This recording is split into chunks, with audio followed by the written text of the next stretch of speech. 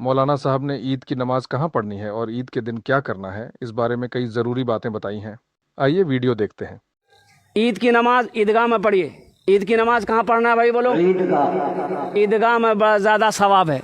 2 रकात नमाज पढ़ते हम लोग ईद से पहले। ईद उल फित्र, रमज़ान के बाद ईद उल फित्र है, और ये ईद उल अज़हा है। 2 रकात नमाज पढ़ते हैं। ज़ायद तकबीरें कितनी है? 6। भाई ज़ायद तकबीरें कितनी है?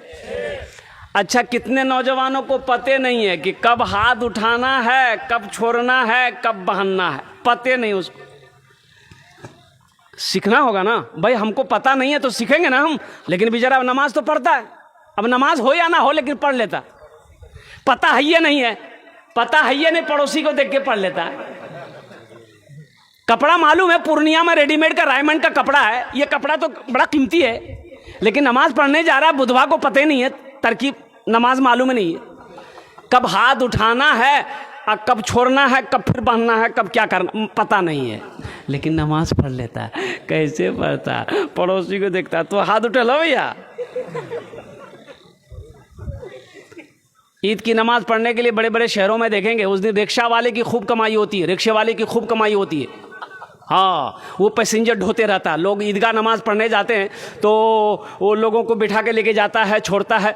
अब लोग ईदगाह जाते हैं तो अपने साथ में बच्चों को भी लेके जाते हैं, तो बड़ा रश रहता है ईद के दिन। तो एक रिक्शा वाला मुसलमान था बेचारा, पैसेंजर ढोते ढोते देखा कि जमात का टाइम हो गया। अब वो सारे लोग खड़े हो गए। अब काफ़ी लंबी जमात थी। ये बेचारा रिक्शा लेके पहुंचा, देखा कि जमात खड़ी हो गई, तो वो बोला कि हमको भी नमाज पढ़ना। तो रिक्शा एक जगह साइड कर दिया बेचारा। पास में टोपी नहीं थी, एगो पॉलीथिन लिया, सर में रखा, नियत बन के खड़ा हो गया। अब वो लोग ईदगाह जाते हैं, बच्चों को भी लेके जाते हैं साथ में, तो 2 4 5 बच्चा उसके रिक्शा में चढ़ गया। और रिक्शा में भूपू है ये ना, एक बच्चा बजाया भू,